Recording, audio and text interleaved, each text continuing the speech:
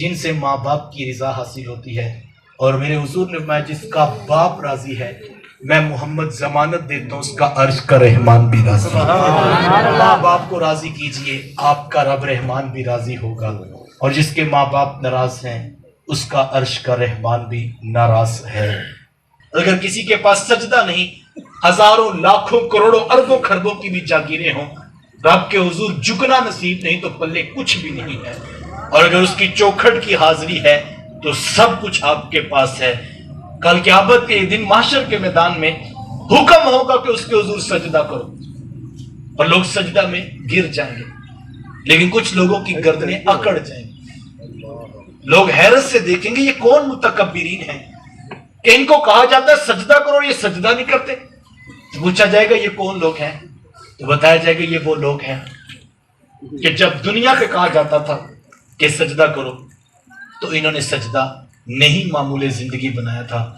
آؤ صاحبو سجدے کی طرف توجہ دو، اور یہ بہترین کمائی ہے جو تم اپنی اولاد کے لیے اکٹھی کر سکتے ہو۔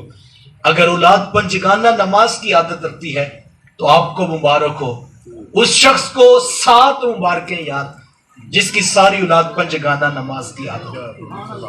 میں کہتا ہوں اس کی قبر میں تو اصالے ثواب کا رش نہیں لگا ہوگا، کبھی فرشتے کہیں گے بھی تیرے بیٹے نے ظہر کی نماز پڑھی ہے، یہ اس کی برکت پہنچ رہی ہے۔ اب آج تیری بیٹی تہجد پہ بھی اٹھی ہوئی تھی، اس نے محمد پہ درود بھی پڑھا تھا، یہ اس کی برکت ہے۔ یہ وہ وظیفہ ہے جو اپنی اولاد کو دو۔ تو نماز بہترین وظیفہ ہمیں دیا گیا جس میں بیٹے کی نماز پوری نہیں ہوتی جب تک ماں باپ کی بخشش کی دعا نہیں ہو جاتی۔ دوسری چیز جو والدین کی رضا کا سبب بنتی ہے کہ ماں باپ فوت ہو جائیں ان کے رشتہ داروں سے اچھا سلوک کیا جائے۔ ماں فوت ہو جائے تو ماموں خالہ کے ساتھ، باپ فوت ہو جائے تو چچا تایا پھپھو کے ساتھ اس نے سلوک کیا جائے، اس سے بھی ماں باپ کی روح خوش ہوتی ہے۔ وہ کسی شاگرد نے پوچھا کہ استاد جی ماں باپ فوت ہو جائے تو کیا کرے؟ تو کہا بیٹا جب ماں باپ فوت ہو جائیں تو ان کی نشانیوں سے پیار کیا۔ کہا حضرت ماں باپ کی بھی نشانیاں ہوتی ہیں؟ کہا ہاں بیٹا یہ جو بہن بھائی ہوتے ہیں نا یہ ماں باپ کی نشانیاں ہوتی ہیں۔ ماں فوت ہو گئی ہے، بہنوں کے سروں پہ شفقت کے ہاتھ رکھو، باپ فوت ہو گیا ہے، بھائیوں کو سینے سے لگا کے رکھو، اس سے بھی ماں باپ کی روح خوش ہو۔ اور یہ دین کی اساس اور بنیاد ہے کہ رشتہ داریوں کو جوڑا جائے۔ فرمایا وہ شخص جنت میں داخل نہیں ہوگا۔ صحابہ نے پوچھا حضور کون جنت میں داخل نہیں ہوگا؟ فرمایا قاطع الرحم، رشتوں کو توڑنے والا جنت میں داخل نہیں۔ اور ایک روایت کے مفہوم میں ہے کہ ابھی جنتی 500 سال جنت سے دور ہوں گے کہ ان کو جنت کی خوشبو اور مہک آنا شروع ہو جائے۔ لیکن جو شخص رشتہ داریوں کو توڑتا ہے اس کو جنت میں جانا تو دور کی بات ہے، وہ جنت کی خوشبو بھی نہیں پا سکتا۔ اتنا بڑا کبیرہ گناہ ہے رشتہ داریوں کو توڑنا۔ وہ شخص بار بار سوچے جو خاندان کو توڑتا ہے، جو بھائیوں کو لڑاتا ہے، جو بہنوں میں نفرت کے بیج بوتا ہے، وہ سوچے وہ کتنے بڑے کبیرہ گناہ کا مرتکب ہو رہا ہے۔ رحمتوں سے محروم کر دیا جائے گا وہ شخص جو رشتہ داریوں کو توڑنے والا ہے۔ سلو کر لینے کا حوصلہ پیدا کرے، معاف کر دینے کی عادت کو اختیار کرے۔ اس دنیا سے کوئی کچھ نہیں لے کر گیا صاحب، ہم خالی آتا ہے کہ ہم نے خالی ہاتھ ہی پلٹنا ہے۔ یہ تصور، یہ یقین اپنی روح میں اتارے۔ جس کو اس بات کا یقین ہے کہ میں نے قبر میں خالی ہاتھ جانا ہے، وہ چند ٹگوں کی خاطر اپنی آخرت کالی نہیں کرے، وہ 1 2 4 مرلے کی خاطر بھائیوں کے گریبان پکڑ کے اپنی قبر بھاری نہیں کرے گا۔ اس کو پتا ہے کہ میرا حق کیا تھا، میں نے وہی لینا جو میرے اللہ اور اس کے رسول نے جو ہے وہ بیان کر دیا ہے۔ بہنوں کو ان کا حصہ دو۔ یہ بہت بڑا ظلم ہے جو ہم نسل در نسل کرنے کے عادی بن گئے۔ اور اگر کوئی بہن اپنا حق مانگ رہی ہے تو اس کو اس کا حق دینا یہ آپ پر فرض اور لازم ہے۔ بیٹیوں کا حصہ ان کو دیں۔ ڈریے اس وقت سے، آج تو وہ بہن بات نہیں کر پا رہی، آج تو پوری برادری اس کے خلاف ہو جاتی ہے جو اپنی جائیداد کا حصہ مانگتی ہے، لیکن کل معاشر کے میدان میں وہ گریبان پکڑے گی، اور اللہ اور اس کے رسول نے جو حق اس کا بیان کیا ہے وہ اس کا تقاضا کرے گی، لیکن اس وقت اس کے پاس کچھ بھی نہیں ہوگا۔ جبکہ حدیث میں آتا ہے جس نے ایک بالشت زمین، اتنی زمین کسی سے ظلمن ہتھیا لی، فرمایا کہ کل قیامت کے دن 7 زمینوں کا توق اس کے گلے میں ڈالا جائے گا۔ ایک مربع ہڑپ کر جانا تو بڑے دور کی بات ہے صاحب، ایک کنال ایک مرلہ تو بڑے دور کی بات، ایک بالشت زمین پہ اگر کسی نے ظلم ہتھیا ہو کل قیامت کے دن دینی پڑے گی۔ حضور علیہ السلام نے پوچھا کہ صحابہ مفلس ترین شخص کون ہے؟ عرض کی حضور جس کے پاس درہم و دینار نہیں وہ مفلس ہے، وہ غریب ہے۔ فرمایا نہیں صحابہ، کل قیامت کے دن ایک ایسا شخص آئے گا جس نے بڑے صدقات و خیرات کیے ہوں گے، بڑے نیک عمل کیے ہوں گے، لیکن ساتھ ساتھ اس نے لوگوں کے حق بھی غصب کیے ہوں گے، کسی کو گالی دی ہوگی، کسی کا دل توڑا ہوگا، کسی کا مال ہتھیایا ہوگا۔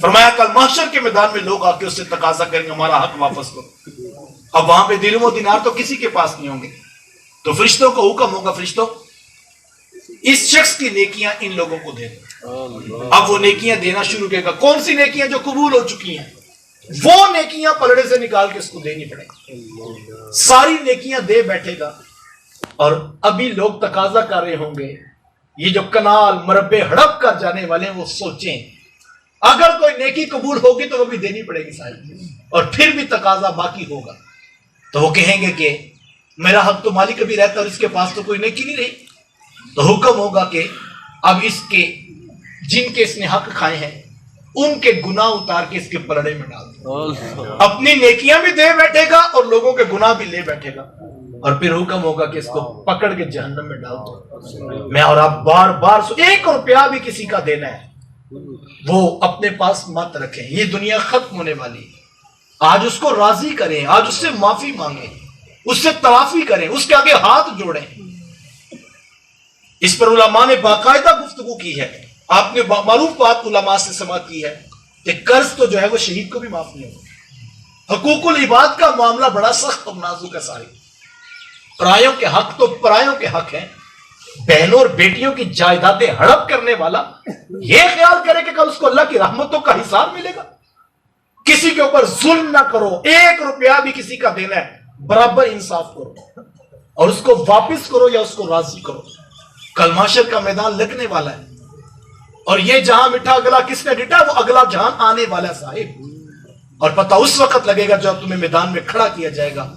اور قرآن نے داستان کھول کے بیان کر دی کہ جب نامہ اعمال ان کے ہاتھ میں پکڑائے جائیں گے تو فرمایا کہ وَتَرَى الْمُجْرِمِينَ مُشْفِقِينَ مِمَّا فِيهِ، جب نامہ اعمال ان کے ہاتھ میں پکڑائے جائیں گے وہ مارے ڈر کے ان کو کھولنے کی ہمت نہیں کریں گے کہ ان کے اندر کیا ہے، اور جب دیکھیں گے تو کہیں گے یا ویلتا ما لہذا الکتاب لا یغادر صغیرۃ ولا کبیرۃ الا احصاها، ہائے ہائے اس کتاب کو کیا ہو گیا، اس نے نہ کوئی چھوٹا عمل چھوڑا نہ کوئی بڑا عمل چھوڑا، اس نے سب کچھ یہاں لکھ دیا۔ من یعمل مثقال ذرۃ خیر یرہ من یعمل مثقال ذرۃ شر یرہ، رائی کے دانے کے برابر کسی نے اگر گناہ ظلم جرم کیا ہوگا برابر اس کو دکھائے گا سارے۔ جائیدادیں مربوں کی مربع ہڑپ کر جانا، کنالوں کے کنالوں کی رجسٹریاں تبدیل کروا لینے والا، بوڑھے باپ کا کانپتا ہوا ہاتھ اندھیرے میں رجسٹریوں پہ لگوانے والا سوچے کہ کل اس کو رائی کے دانے کے برابر بھی خیانت ہوگی تو اس کو دکھائی جائے گی، اور اس وقت اپنے بہن بھائی اس کا گریبان پکڑیں گے، پھر ڈاڈا پچھتائے گا، لیکن اس وقت کا پچھتانا کچھ کرنا ہے۔ قرآن نے ایک ایک بات کو کھول کر بیان کیا، پھر انسان کہے گا مالک مجھے ایک موقع دے، میں واپس دنیا پہ جاتا ہوں، میں بڑا نیکوکار بن جاؤں گا، میں بڑی نیکیاں کروں گا، بڑا صدقہ کروں گا، لیکن کہا جائے گا نہیں وَلَن يُؤَخِّرَ اللَّهُ نَفْسًا إِذَا جَاءَ أَجَلُهَا، جب پیغام اجل آ جاتا ہے ایک سانس کا موقع بھی نہیں ملنا صاحب۔ تو لاکھوں کروڑوں کو ہڑپ کر لینا، کسی کا ایک روپیہ بھی دینا ہے، آج اس سے معذرت کرو، آج اس کو راضی کرو، اس سے معافی مانگو۔ یہ وہ حقوق ہیں جن کے بارے میں پوچھا جائے گا۔ رشتہ داریوں کو جوڑو، اس سے ماں باپ کی رضا حاصل۔ وقت کا تیسری بات علماء نے لکھی ہے کہ ماں باپ فوت ہو جائیں تو جو نیکی دنیا پہ کرتے تھے اس کا تسلسل نہیں کرنا چاہیے۔ کسی غریب کی مدد کرتے، کسی یتیم کی فیس دیتے، کسی بیوہ کے گھر میں راشن پہنچاتے، کسی مسجد، کسی مدرسہ، کسی ہاسپٹل کو فنڈ دیا کرتے تھے، تو یہ نہیں کہ اگلے دن وہ آئیں تو آپ کے وہ حاجی صاحب کرتے تھے، کل سے تم نہیں آئے۔ نسل در نسل نیکی چلتی رہنی چاہیے، اور یقین جانے نیکی میں بڑی طاقت ہے۔ نیکی ایک بھی قبول ہو جائے تو 7 نسلوں کو پار لگوا دیتے۔ نیکی میں بڑی طاقت ہے۔ حضور کی حدیث سنو، آقا کریم علیہ السلام نے فرمایا اگر تم ایک کھجور خشک ہو چکی ہے جو وہ بھی راہ خدا میں صدقہ کر دو، اتنا صدقہ بھی کر سکو تو وہ بھی کر دو۔ فرمایا اس کی رحمتوں سے بعید نہیں کہ اگر ایک کھجور قبول کر لی تو تمہیں جہنم سے آزاد کر دے گا۔ ایک کھجور، کیا قیمت ہے اس کی؟ آج کھجور کی کوئی قیمت نہیں، ایک کھجور کی، لیکن وہ عرب کا علاقہ جہاں کھجور وافر پائی جاتی ہے اور وہ بھی خوش کھجور، فرمایا اگر اتنی سی کھجور بھی اس نے قبول فرما لی تو اس کھجور کا صدقہ بھی وہ تمہیں جہنم سے آزاد کر دے گا۔